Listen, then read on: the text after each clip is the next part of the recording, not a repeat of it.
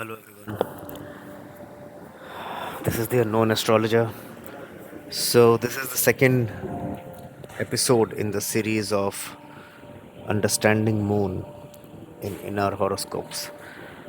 The system I'm using is Parashari, and all of these videos will lead me to making the final video on understanding Chandra Lagna and how to use Chandra Lagna for prediction for various aspects of life and also for understanding Mahadashas. Okay, so this video is about conjunction of moon with other planets. Now, in most of our horoscopes, you will find that moon is not sitting alone; it is sitting with some planet. How does that affect the psyche? So, when you are trying to understand your moon, by that I mean that you are trying to understand how you feel, understand your wants, your needs, how you behave. अपने मन को समझने की जब आप कोशिश कर रहे हो via astrology, तो you have to understand how moon is. In this process, first of all you have to see कि मून किस हाउस में है, मून किस राशि में है, मून के साथ और कौन सा प्लैनेट है, एंड फाइनली मून के ऊपर किस किस प्लैनेट का एस्पेक्ट है.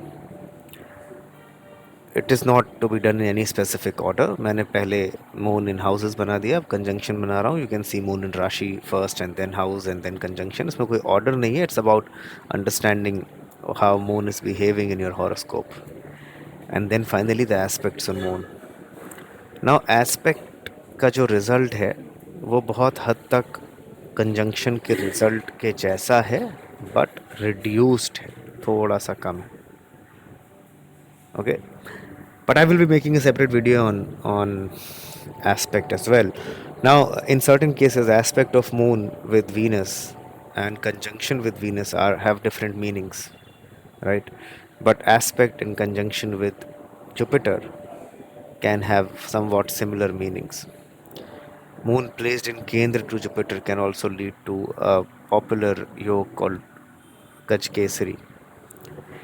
But we will come to those things. Right now, the focus is only on conjunction of moon with other planets. moon किस ग्रह के साथ बैठा है, युति के ऊपर हम लोग बात कर रहे हैं. इसमें एक चीज़ जाननी ज़रूरी है कि अगर आपके मून के साथ दो प्लैनेट्स बैठे हैं तो जो रिजल्ट्स मैं अभी इस एपिसोड में बता रहा हूँ शायद एग्जैक्टली वो रिजल्ट्स ना हो.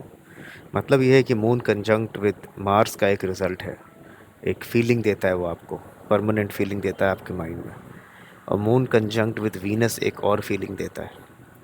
बट जब moon is conjunct with Mars in Venus both, तो उन दोनों की फीलिंग नहीं मिलेगी.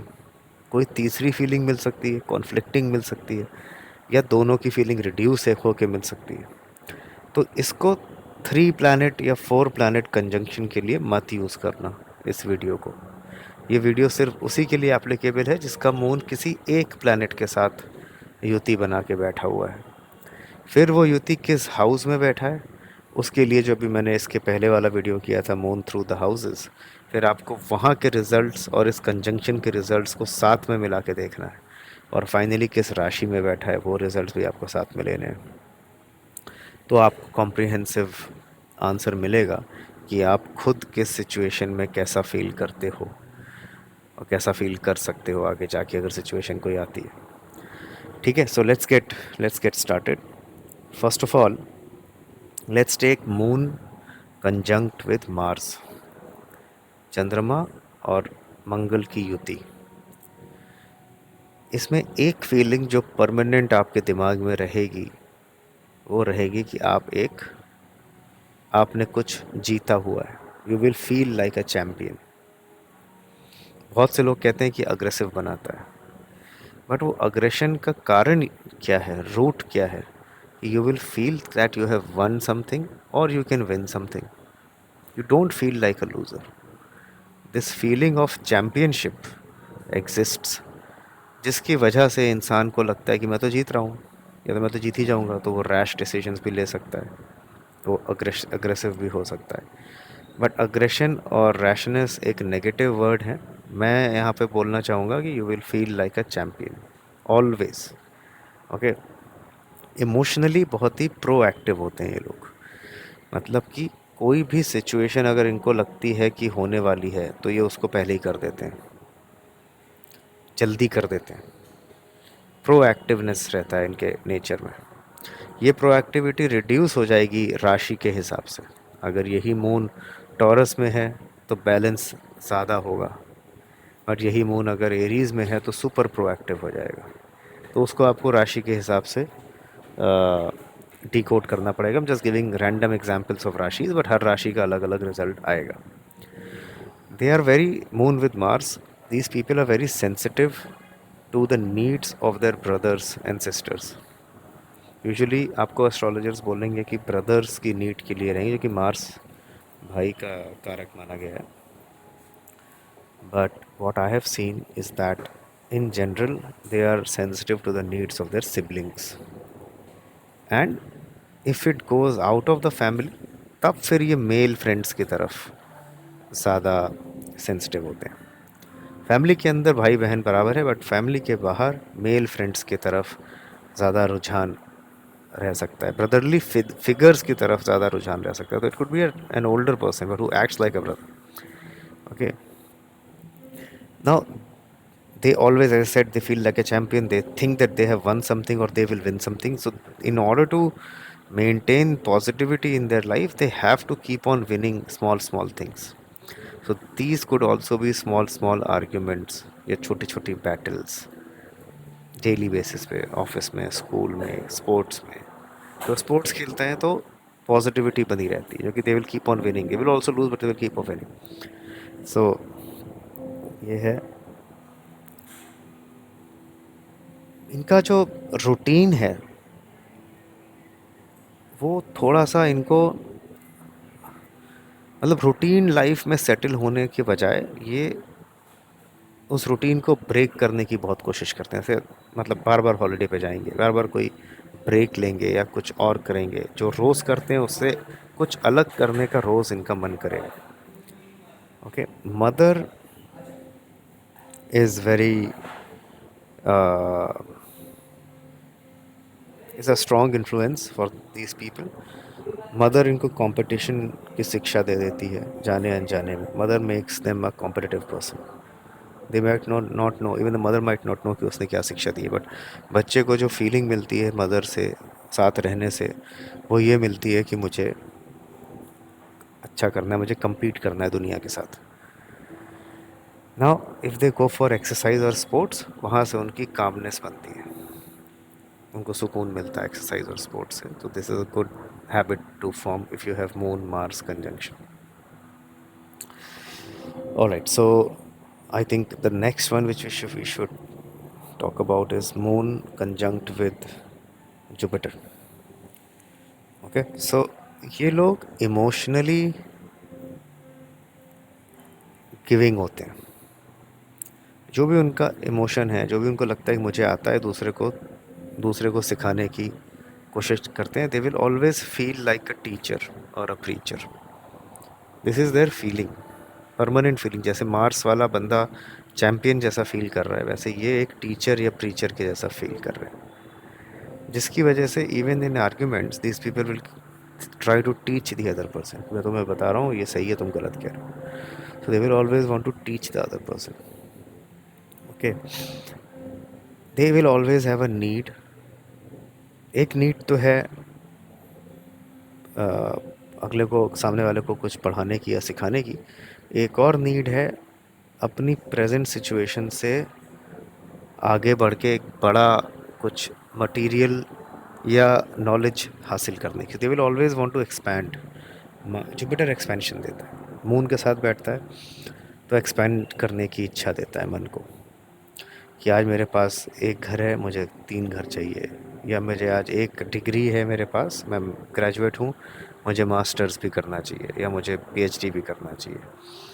जो भी उनके पास है बाय बर्थ या after a certain age, let's say 25 साल के आसपास, 25 साल के बाद दे विल ट्राई टू गेट मोर देन दैट।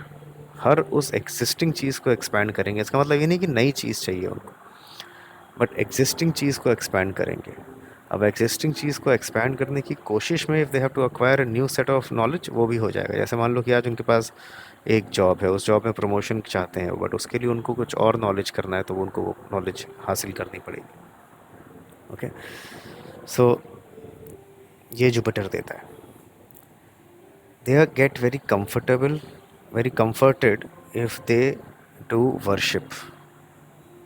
किसी भी प्रकार का वर्शिपिंग, यानी कि हिंदुज़म में पूजा पाठ रिचुअलिस्टिक भी होते हैं और स्पिरिचुअल भी होते हैं। डिपेंड करेगा कल्चर पे कि कहाँ पे पैदा हुए हैं, फैमिली वैल्यूज़ क्या हैं।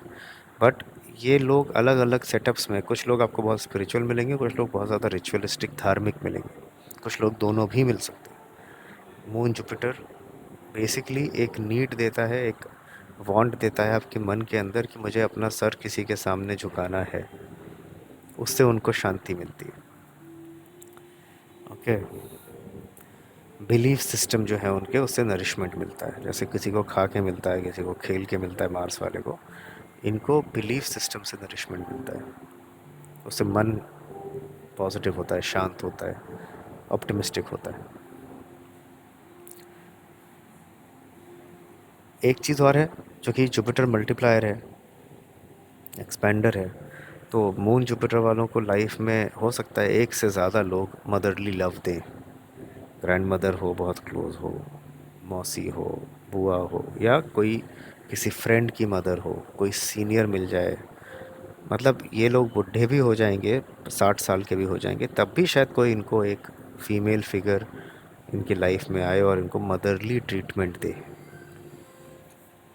तो ये मदरली ट्रीटमेंट ढूंढते भी रहते हैं और इनको मिलता भी रहता है। तो this shows more than one motherly figure की प्रेजेंस लाइफ में। And they will also take inspiration from their parents, mother and father both, and they could be inspiring figures also. But ये लोग अपने माँ बाप को मानते हैं, माता पिता को मानते बहुत हैं। Okay, so now let's do moon conjunct with Venus. ठीक है, शुक्र और चंद्रमा अगर एक ही हाउस में बैठे हैं तो ये कंजंक्शन सारे अगर 15 डिग्री के अंदर हैं तो ज़्यादा इम्पैक्ट है। फिर 15 डिग्री के बाद जैसे जैसे डिग्री बढ़ती जाएगी, इन सारी चीज़ों का इम्पैक्ट थोड़ा थोड़ा कम होता जाएगा। ओके, इमोशनली ये लोग बहुत इंडल्जेंट होते हैं, शुक्र चंद्रमा वाले। जिस चीज़ में इनका मन लगेगा उसमें पूरी तरह से लग जाएगा, इंडल्ज कर जाएंगे, पैशनेट बहुत होते हैं। और शुक्र वाली चीज़ों के प्रति इनका मन ज़्यादा भागता है, यानी कि फैशन में, क्रिएटिविटी में, डील मेकिंग में, रिलेशनशिप्स में भी, और लॉ में भी। क्योंकि शुक्र जो है वो लिब्रा का रूलर है। Libra is the sign for deal making and arrangements, contracts, agreements, तो वो लॉ है। तो ऐसा देखा गया है कि मून वीनस वालों का मन अग्रीमेंट्स में, अरेंजमेंट्स में, कॉन्ट्रैक्ट्स में, अगर ये लोग लॉयर नहीं भी हैं, नॉर्मल बिजनेस भी करते हैं, तो ये पॉसिबिलिटी है कि ये लोग अपनी कंपनी का जो अग्रीमेंट्स हैं उसको खुद से वेट करें, खुद से समझें, और इनको थोड़ा बहुत आ भी जाए। Okay, they will always have the need to negotiate. हमेशा उनका मन करेगा कि थोड़ा सा निगोशिएट करते हैं ना किसी के साथ, कुछ मेरी बात वो मान ले, कुछ उसकी बात मैं मान लूँ। दिस नेगोशिएशन की एक हैबिट सी बन जाती है over a period of time. Like Jupiter वाला was feeling like a teacher, these people feel like a partner. अगर आप इनके फ्रेंड हो तो ये आपके साथ पार्टनर जैसा बिहेवियर करेंगे, मतलब इक्विटी का बिहेवियर करेंगे कि मैं ये करता हूँ तुम वो करो, इसको ऐसे ऐसे हम लोग बांट लेते हैं आपस में। So they are very partnership oriented people. एक और चीज़ है मून विद वीनस में कि they will always have preference of buying properties and cars. चलो cars everybody has to buy these days, but property buy करने का इनका बहुत मन होगा। They would not be willing to, I mean rented पे अगर रहते हैं तो they will always have this thought कि मुझे ख़रीदना है यार, मैं रेंट पे कब तक रहूँगा, and they will save money for that. Mother is very loving, and they are always very sensitive to feminine energy and females in their life. uh, जैसे मार्स वाले were sensitive to male brothers and all, they are sensitive to sisters and female friends. Or they are also interested in food. Moon Venus will always eat good, would want to eat good, tasty food. As per the religion and the custom and the country, जो भी उस country का, उस culture का अच्छा luxury food माना जाता है, they will always have a need of eating that kind of food. Now, let's do Moon conjunction with Saturn. Now, this has been portrayed slightly negatively, and I'm not disregarding that portrayal. I'm not saying कि वो एकदम गलत है,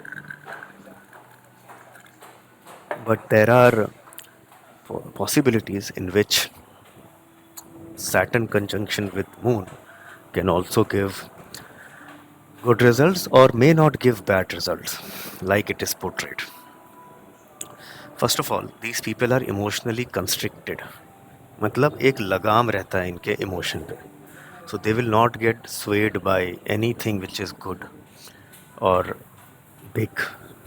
ऐसा नहीं होगा कि वो बहाव में बह जाएं और अपनी ड्यूटीज़ भूल जाएं. They are very dutiful people, और वो हमेशा प्रेशर में अच्छा परफॉर्म करेंगे. जब प्रेशर नहीं होगा तो वो लोग लो हो सकते हैं कि कुछ करने का मन ही नहीं है, लेकिन जब प्रेशर होगा तब इनकी परफॉर्मेंस जनरल लोगों से बेहतर होगी.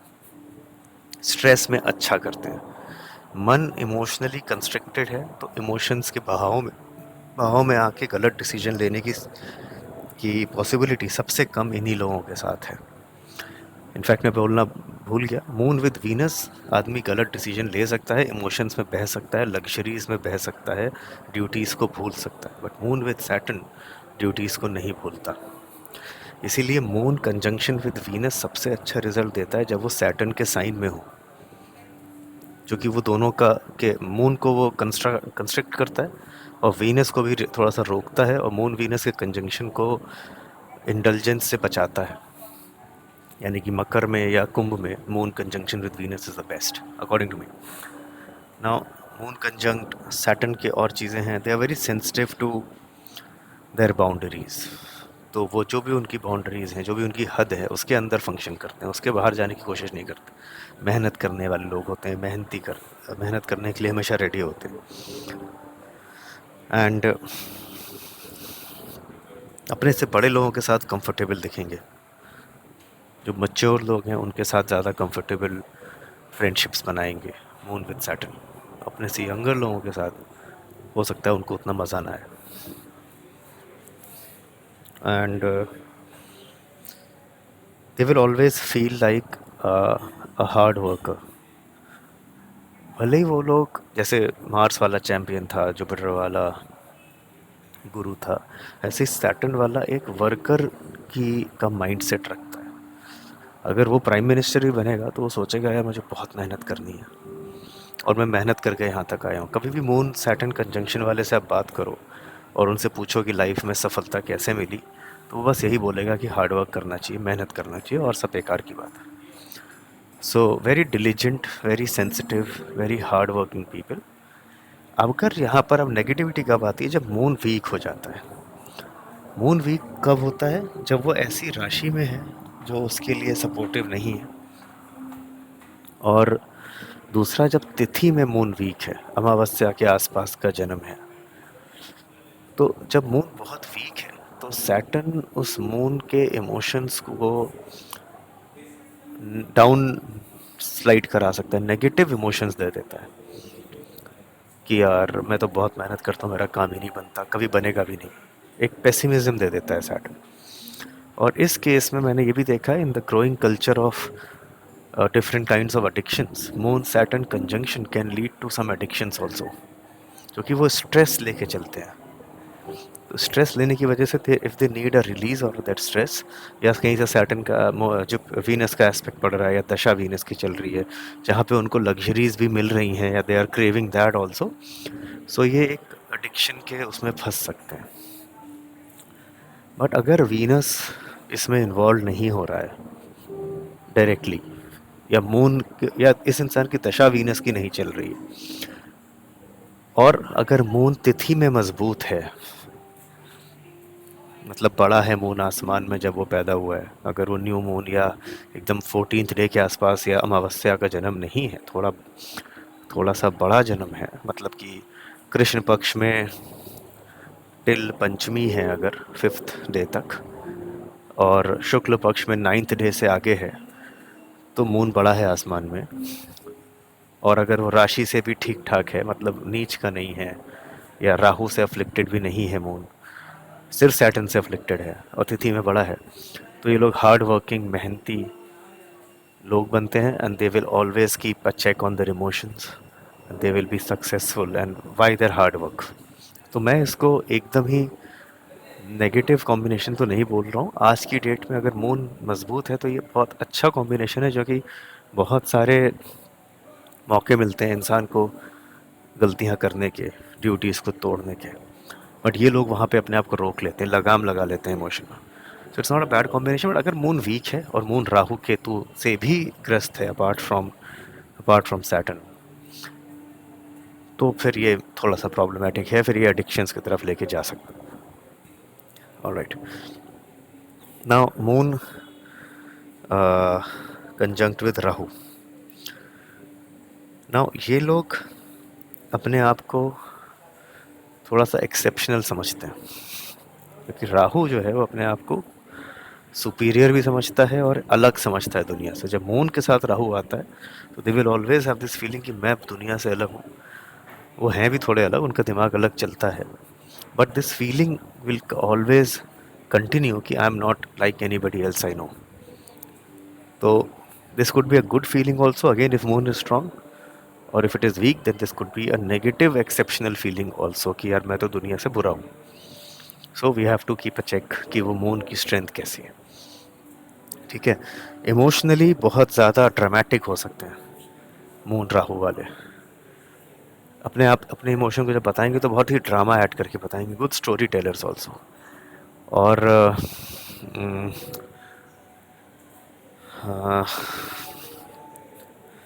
रिस्क टेकिंग एटीट्यूड होता है, कि गैम्बलिंग एटीट्यूड होता है लाइफ के प्रति।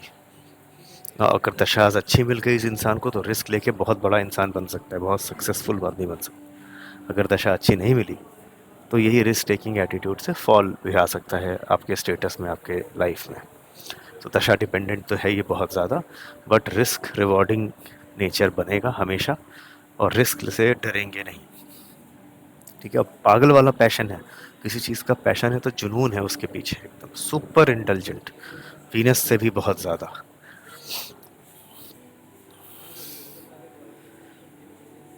फीलिंग्स बहुत ओवर स्टिमुलेट हो जाती हैं। वही जैसे मैंने बोला कि जब कोई नेगेटिव भी है तो बहुत ज़्यादा है, पॉजिटिव है तो खुश है तो बहुत खुश है, दुखी है तो बहुत दुखी है।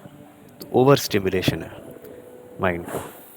इनका जो मदर है या जो पेरेंट्स हैं, उन्होंने जो पेरेंटिंग स्टाइल होगी बहुत अनकन्वेंशनल होगी।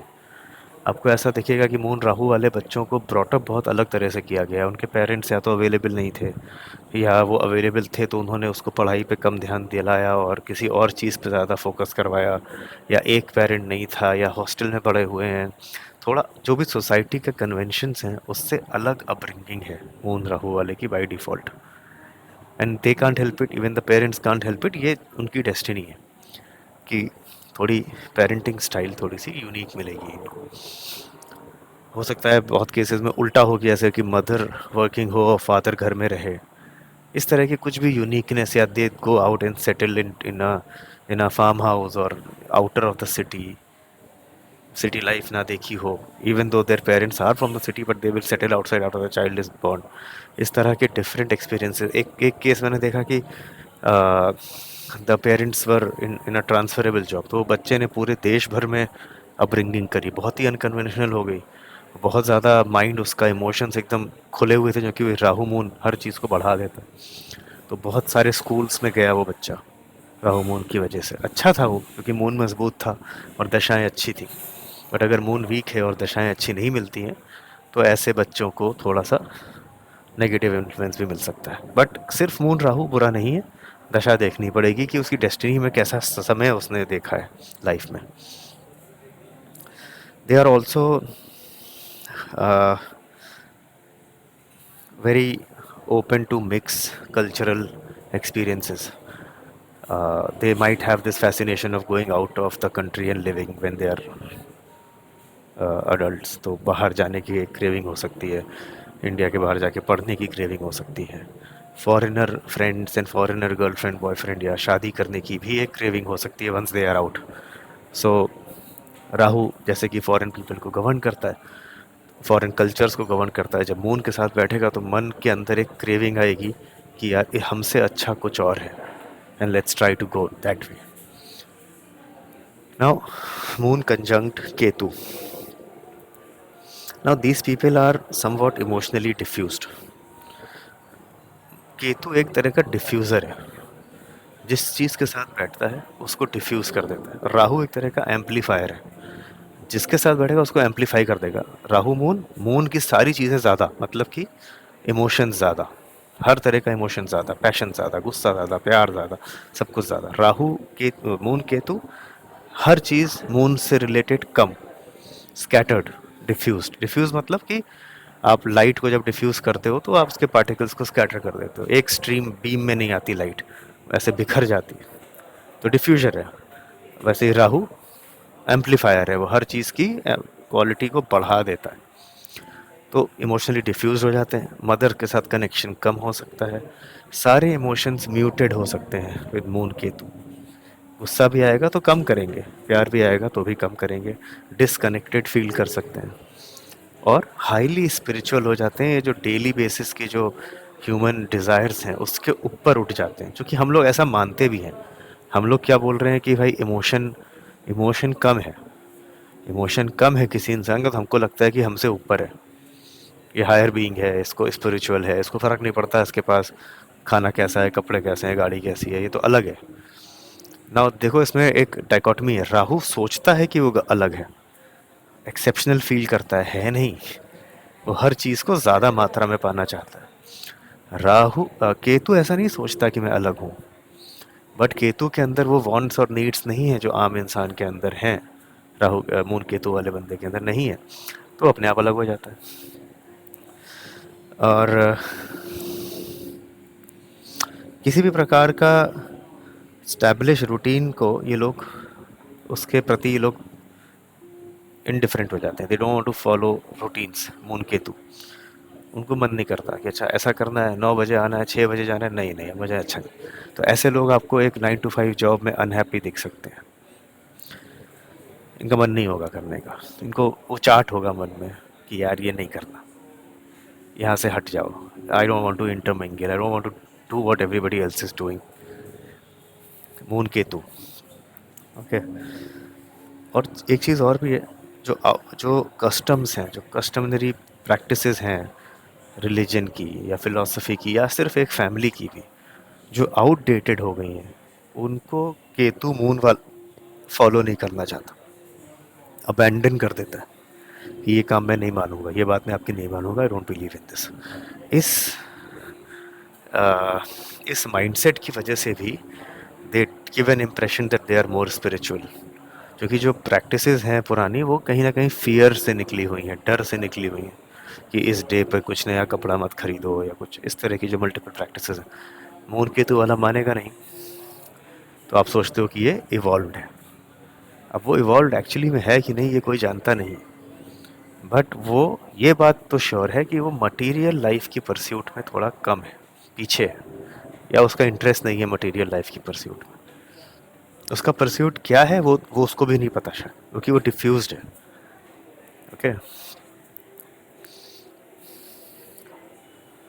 एक और नीड रहती है इनकी मून केतु की कि हम थोड़ा सा वॉन्डर करें, इधर उधर जाएं, घूमें, स्कैटर्ड, जो कि माइंड इज स्कैटर्ड, डिफ्यूज, तो वो वैसे इंसान भी अपनी लाइफ में थोड़ा सा अलग अलग जगहों पे जाना, वॉन्डर करना, भटकना चाहता है, एक जगह रुकना नहीं चाहता.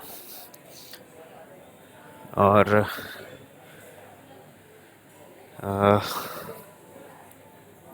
केतु की कोई दृष्टि नहीं है, राहु की दृष्टि है. एंड लाइक एवरीबडी एल्स, जो मैंने बताया कि सब लोग क्या फील करते हैं, ये वाला इंसान जो है एक अबैंडेंड फॉरसेकन सी फीलिंग रखता है कि यार मेरे साथ ना कोई उतना एंजॉय नहीं करता, मेरे उतने फ्रेंड्स नहीं हैं, या मुझे उतना मज़ा नहीं आता। तो ये अपने आप को खुद ही फील कर, क्योंकि ये वो उन चीज़ों के परस्यूट में ही नहीं है जो बाकी लोग हैं, तो आपको कैसे मज़ा आएगा। But he feels as if he is been kind of abandoned and is not needed. ठीक है। Now finally, sun conjunct with moon. Now ये एक बहुत बड़ा सब्जेक्ट है, क्योंकि सन और मून जब एक साथ एक हाउस में आते हैं तो उस दिन या उसके अगले दिन या एक दिन पहले अमावस्या होती है। इसका मतलब in the sky there was no moon, it was no moon night, और one night before the no moon night और one night after the no moon night, only then sun and moon will be together. इसका मतलब तिथि में तो moon week हो गया। Okay. तो बाय डिफ़ॉल्ट यहाँ पे मून वीक है, चाहे किसी भी राशि में हो, वीक है। किसी किसी राशि में दूसरे राशि के कंपैरेटिवली स्ट्रांग है। मतलब अगर टॉरस में नो मून डे है तो वो स्ट्रांगर है, स्कॉर्पियो में है तो बहुत ही वीक। यानी कि स्कॉर्पियो में आएगा ये दिसंबर में, तो दिसंबर में नो मून पे जो जन्म लेगा उसका मून काफ़ी वीक है। और उस मून के ऊपर जुपिटर की दृष्टि, मार्स की दृष्टि, मार्स की, क्योंकि राशि का लॉर्ड मार्स हो जाएगा, स्कॉर्पियो में मून होगा, मार्स की दृष्टि, जुपिटर की दृष्टि, ये होने से स्ट्रेंथ बनती है मून के पास। आगे पीछे प्लैनेट्स होने से स्ट्रेंथ आती है। अगर कोई प्लैनेट नहीं है, अकेला सन और मून बैठे हुए हैं, कोई दृष्टि भी नहीं है, तो ये मून एब्सोल्यूट डेबिलिटेटेड है, बहुत ही कमज़ोर है। ऐसा इंसान इमोशनली हमेशा बहुत ही वल्नरेबल रहेगा और समझ नहीं पाएगा अपने इमोशंस को लाइफ में। बट अगर ये सन और मून साथ हैं, बट राशि से मून अच्छा है, दृष्टि से मून अच्छा है, तो ऐसे लोगों के अंदर एक फीलिंग होती है कि वो रॉयल हैं। They will always feel like a royalty. जैसे मार्स वाला चैम्पियनशिप के बारे में फीलिंग कर रहा था, वो जो मैंने बाकी डिस्कशंस किए, वीनस वाला will always feel like a partner, यहाँ पे दे विल फील रॉयल, जो कि सन के साथ है मून। आप राजा के साथ बैठे हो और राजा रानी साथ में बुरा नहीं है, लेकिन मून की कोई से नहीं बचती और आसमान में दिखाई ही नहीं पड़ता, राजा के सामने मून दिखता ही नहीं सन के सामने, इसलिए वहाँ पे वीकनेस है मून की। But they will feel royal. Okay. And sun moon together, so people will be creative, creatively inclined। ऐसे लोग भी, सन मून साथ वाले लोग भी सोशल मीडिया पे आजकल बहुत एक्टिव हैं। They, because they want to get attention, they crave attention, they need attention. उनको अटेंशन चाहिए लाइफ में, कि लोग उनको किस तरह से देखें। बिकॉज वो जो मून की वीकनेस है, वो फुलफिलमेंट तब मिलता है जब दूसरे लोग उनको देखते हैं। मून तो दिख नहीं रहा उस दिन, क्योंकि मून तो है नहीं आसमान में, बट उनको फुलफिलमेंट तब मिलता है जब उनको लगता है कि हाँ, मेरे समाज में, सोसाइटी में I am seen, and this is the natural craving they have, that is to be seen. somehow they want to make some visible appearances in the society। very romantic, they crave love, they crave romance हमेशा। Mother is also creative. जब उनको कोई confidence देता है, जैसे चूँकि उनका moon खुद का वीक है, थोड़े से अंडर कॉन्फिडेंट भी हो सकते हैं इन क्रंच सिचुएशन, नॉर्मल लाइफ में नहीं होंगे, बट जब क्रंच सिचुएशन आ, जैसे कोई क्रिकेट खेल रहा है तो बैटिंग करने से जस्ट पहले वो बहुत नर्वस हो जाएगा, सन मून वाला। तो उसको एक ऐसा बंदा चाहिए जो उसको कॉन्फिडेंस दे। जब कॉन्फिडेंस मिलेगा तो कंफर्टेबल हो जाते हैं, और in presence of father figures बहुत अच्छा कर पाते हैं लोग। In absence of father figures they could become very weak, they can go haywire, उनके इमोशंस पे कंट्रोल नहीं रहता है। So many of this people will always by default have a very strong father, जो कि बचपन से बच्चे को देख रहा होता है वो फादर, ये थोड़ा वीक हो रहा है, मैं रहता हूँ तो मैं कंट्रोल करता हूँ, तो अपने आप ही फादर स्ट्रेंथ गेन करता है और बच्चे को फादरली सपोर्ट चाहिए होता है। Okay. And they will always be very happy when they are, ऐसे जैसे मैंने बोला एडमायर, जब उनको कोई एडमायर करेगा, ताली बजाएगा उनके लिए, अपलॉड करेगा, they will be very happy. They are very sentimental also, again weakness of moon, सारी मून की वीकनेस वाली क्वालिटीज़ आएंगी। Highly emotional, very sentimental, needs admiration, needs to be centre of attention, needs to be visible, needs to be seen, uncomfortable without being seen। Also these people are prone to addictions again, I've seen because they feel like royalty, so they want to eat good, drink good, enjoy the company. तो ऐसे लोग specially alcohol के प्रति मैंने craving देखी है Indian culture में. अब मुझे नहीं पता किसी और कल्चर में शायद इनकी क्रेविंग किसी और सब्सटेंस के लिए हो, बट इंडियन कल्चर में अल्कोहल की काफ़ी क्रेविंग है, क्योंकि वो उनको थोड़ा सा रॉयल ड्रिंक लगता है. उनको ब्रांड्स की बहुत क्रेविंग है. दीज आर द पीपल जो ब्रांड्स के पीछे भागते हैं, जिनके पास आईफोन ही निकलेगा, जो हमेशा आईफोन चाहेंगे या कोई ऐसी गाड़ी चाहेंगे, ऐसा कपड़ा चाहेंगे जिस पे ब्रांड लगा हुआ है, and they will feel more royal because of those brands. More confident also कि आज मैंने ये कपड़े पहने हैं तो आई एम मोर कॉन्फिडेंट, आज मेरे पास ये फ़ोन है तो I am more confident. They will always seek a very beautiful looking partner, good looking partner. अगर वो लड़का है तो उसको सुंदर लड़की चाहिए, एंड वाइस वर्सा. और फैक्टर्स को इग्नोर करेंगे शादी के लिए या रिलेशनशिप के लिए, बट लुक्स को बहुत प्रोमिनेंस देंगे. So guys, this is my analysis of moon conjunction with other planets. Now we are left with moon in different signs. As I said, in order to examine your moon in totality, you have to see the placement of moon in house, Rashi and conjunction and aspects. And finally, the position of moon in the Navamanisha chart to know the psycho-emotional side of you. And then we can go to the Chandra Lagna and see how Chandra Lagna impacts our daily lives and Mahadashas. In order to contact me, my WhatsApp number is 790 540 1688. Thank you.